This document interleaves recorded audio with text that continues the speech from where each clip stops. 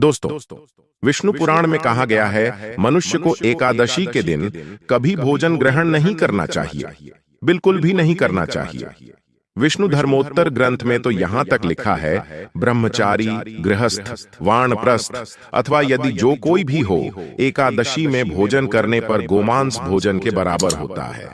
तो सिर्फ कुछ संदर्भ है जो अभी हमने आपको बताया। इस प्रकार के हमारे शास्त्रों में अनेक स्थानों पर प्रमाण मिलते हैं जिसमें एकादशी तिथि के दिन किसी भी प्रकार का अन्न भोजन नहीं लेने के लिए कहा गया है। इसलिए 8 वर्ष की आयु से 80 वर्ष की आयु के सभी मनुष्यों को अपनी क्षमता अनुसार एकादशी व्रत का पालन अवश्य करना चाहिए।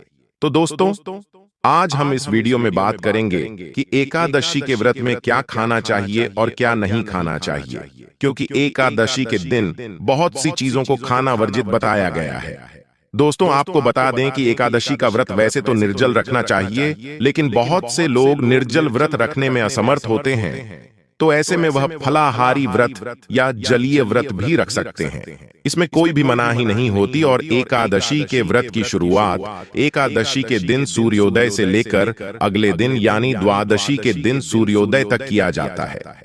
तो यदि आप निर्जल व्रत कर रहे हैं तो आप एकादशी के दिन सूर्योदय से पहले तक जल ग्रहण कर सकते हैं, लेकिन उसके बाद आपको एक बूंद भी जल ग्रहण नहीं करना चाहिए। और यदि आप फलाहार व्रत कर रहे हैं तो आप जल और फल ग्रहण कर सकते हैं। दोस्तों, अभी तक आपने वीडियो को लाइक नहीं किया तो वीडियो को लाइक करके हिंदू रिलीजियस टेल्स चैनल को सब्सक्राइब अवश्य कर दें।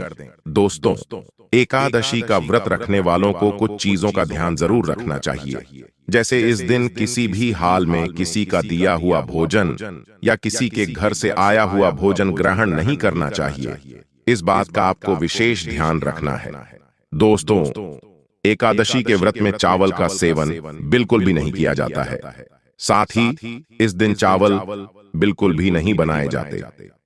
शास्त्रों में बताया गया कि अगर आप चावल खाते हैं तो वह चावल नहीं, आप कीड़े मकोड़े खा रहे हैं। इसलिए आपको इस दिन चावल नहीं चाहिए और ना ही इसका सेवन करना चाहिए। यदि आप ऐसा करते हैं तो आपका व्रत खंडित हो जाएगा। दोस्तों, एकादशी के एक दिन पहले यानी दशमी तिथि से ही आपको प्याज, लहसुन, मसूर की दाल और चावल का सेवन बंद कर देना चाहिए। दशमी, एकादशी और इसके बाद द्वादशी के दिन भी प्याज, लहसुन, मसूर, उड़द, चने की दाल आदि का सेवन न करें। इसके साथ ही आप इन 3 दिनों में शहद का सेवन भी न करें और ना ही एकादशी के दिन सेम की फली का सेवन करें। इस बात का आपको ध्यान रखना चाहिए। इसके अलावा एकादशी पर श्री विष्णु की पूजा में मीठा पान चढ़ाया जाता है, लेकिन इस दिन पान खाना भी वर्जित है। दोस्तों, एकादशी तिथि में वर्जित पदार्थ है जौ, बैंगन और सेमफली, गेहूं, चावल, दाल या हर प्रकार की दाल, मैदा, बाजरा, मक्का, रागी, ज्वार, उड़द और इस प्रकार का कोई भी अनाज। इसके अलावा अन्न युक्त तेल का भी उपयोग एकादशी में नहीं कर सकते हैं, जैसा कि सरसों का तेल, मक्के का तेल, तिल का तेल, सोयाबीन का तेल इत्यादि। एकादशी के दिन इन मसालों का प्रयोग भी नहीं करना चाहिए, जैसे कि हींग, राई, सरसों, इमली, सॉफ्टेल, अजवाइन, खसखस, हल्दी, मेथी, कलौंजी, बाहर से लिया हुआ कोई भी सब्जी मसाला, गरम मसाला, बेकिंग पाउडर, कस्टर्ड पाउडर इत्यादि। मेथी, हींग, सरसों का तेल, सौंफ, इलायची, इमली, लौंग और जायफल आदि मसालों को भी वर्जित बताया गया है। इस दिन बाहर से बने हुए पदार्थ भी नहीं लेने चाहिए, जैसे कि ब्रेड, बिस्किट से रस्क, जेली, पुडिंग, पापड़, अचार, सोया से बने हुए पदार्थ, कस्टर्ड, चीज पैकेट्स वाले नाश्ते, बेकरी आइटम्स इत्यादि। कुछ सब्जियां ऐसी भी हैं जिसका उपयोग हम एकादशी के दिन प्रयोग नहीं करते हैं, और वो है गोभी, पत्ता गोभी, फल या बीन्स वाली प्रत्येक सब्जी, पालक, मटर, चने, करेला, ब्रोकली, तोरी, भिंडी, बैंगन, पत्तेदार कोई भी साग इत्यादि एकादशी के दिन लहसुन और प्याज तो बिल्कुल वर्जित है। दोस्तों, एकादशी के दिन मूली, गाजर, शलजम, पालक आदि भी ना खाएं। इस व्रत में कोल्ड ड्रिंक्स, ताला भोजन, आइसक्रीम, डिब्बा का बंद खाना या पैक्ड फलों का जूस, ये चीजें भी नहीं खानी चाहिए, अन्यथा आपका व्रत खंडित हो सकता है। वैसे तो निराहार रहकर ही एकादशी का व्रत करना चाहिए। अगर आप समर्थ नहीं हैं तो एक बार फलाहार करें। आप फल या घर में निकला हुआ फलों का जूस, दूध, चाय का सेवन करके अपना व्रत कर सकते हैं। फलों में आप केला, आम, अंगूर आदि ले सकते हैं और सूखे मेवे में जैसे बादाम, काजू, पिस्ता आदि का सेवन कर सकते हैं। आप एकादशी के व्रत में सभी प्रकार के फल, चीनी, कुत्तू या सिंघाड़े का आटा, आलू, साबूदाना, शकरकंद, नारियल, दूध, बादाम, काली मिर्च आदि का सेवन कर सकते हैं। और यदि आप नमक के बिना व्रत करने में समर्थ नहीं हैं, तो ध्यान रखें कि आप सिर्फ सेंधा नमक का ही इस्तेमाल करें। आप व्रत वाला नमक यानी सेंधा नमक खाएं, ना कि सफेद नमक। इस बात का आपको ध्यान रखना है। चलिए हम आपको बताते हैं कि एकादशी में क्या चीजें खा सकते हैं। कुछ आटा ले सकते हैं, जैसे कि राजगिरे का आटा, सिंघाड़े का या कुट्टू का आटा ले सकते हैं। सब्जियां जैसे कि आलू, शकरकंदी, टमाटर, अदरक, हरी मिर्च, नींबू को नारियल, खीरा, गाजर, कद्दू पेठा, कच्चा पपीता, कटहल इत्यादि ले सकते हैं। मसालों में आप सेंधा नमक, काली मिर्च, लाल मिर्च, जीरा, दालचीनी, इलायची, मूंगफली इत्यादि का प्रयोग कर सकते हैं। इस दिन आप हर प्रकार के सूखे मेवे भी ले सकते हैं, जैसे कि बादाम, काजू, किशमिश, पिस्ता, अखरोट, खजूर, मखाना, मिश्री इत्यादि। इसके उपरांत हर प्रकार के फल भी एकादशी उपवास में लिए जा सकते हैं।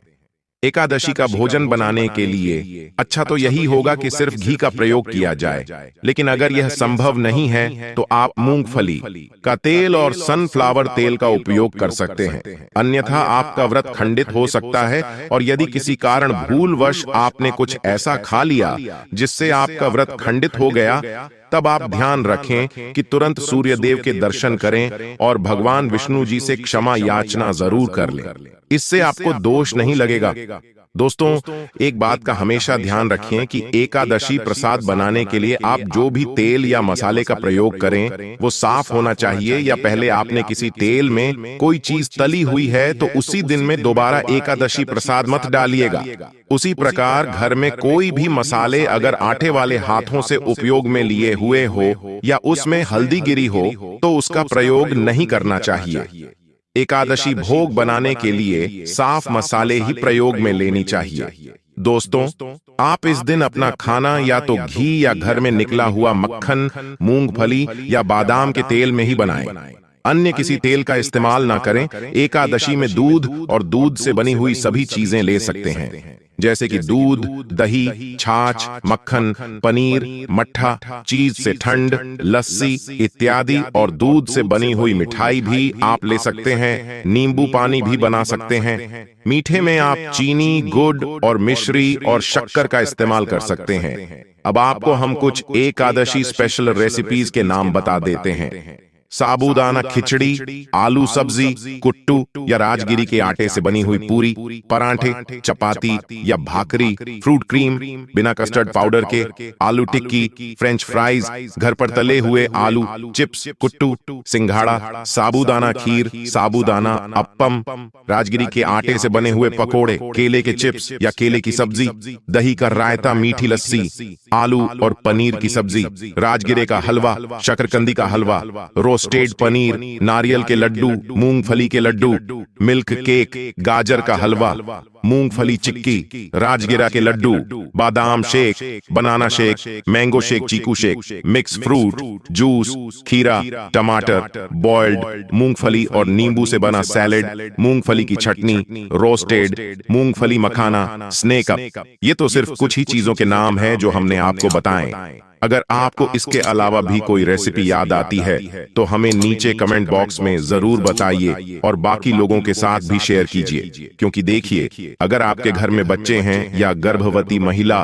या फिर बुजुर्ग है तो उनके लिए बिना कुछ खाए पिए रहना संभव नहीं है। तो इसीलिए उनके लिए इतने सारे एकादशी व्यंजन आप बना सकते हैं। और अगर एकादशी के दिन इतनी सारी वैरायटी मिलेगी तो बच्चे और बूढ़े खुशी खुशी एकादशी व्रत रखेंगे और उसका पुण्य फल मिलेगा। तो इन सभी चीजों का प्रयोग करके आप एकादशी के दिन भी स्वादिष्ट और अनेक व्यंजन तैयार कर सकते हैं। लेकिन नियम केवल एक ही है कि एकादशी के दिन जो भी भोग बनाएं उसके अंदर तुलसी पत्र डालकर सबसे पहले भगवान को अर्पित किया, उसके बाद ही खुद का उपयोग करें या फिर अन्न को दे दीजिएगा।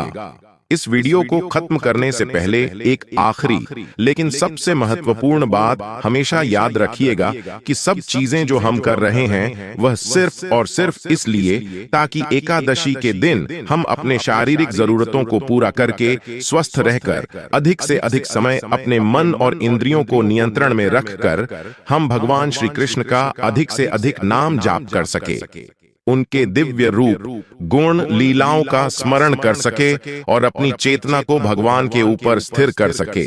ये बात हमेशा याद रखें।